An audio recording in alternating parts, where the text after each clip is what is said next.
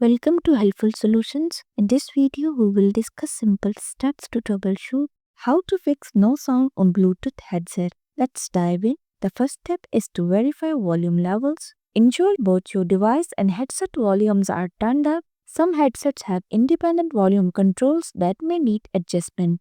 The next step is to set as default playback device. On Windows, right-click the speaker icon in the taskbar, select Sounds, go to the Playback tab, right-click your Bluetooth headset and choose Set as Default Device. On Mac OS, navigate to System Preferences, open Sound, open Output and select your Bluetooth headset. The next step is to repair the headset. Remove headset from your device Bluetooth settings, then repair it. The next step is to restart Bluetooth service. On Windows, press Windows plus R, type services.msc, press Enter. Locate Bluetooth support service, right-click, select Restart. The next step is to update drivers or firmware. Ensure your device Bluetooth drivers and your headset firmware are up to date. Check the manufacturer's website for updates. The next step is to reset the headset. Consult your headset manual for reset instructions, as this can resolve connectivity issues.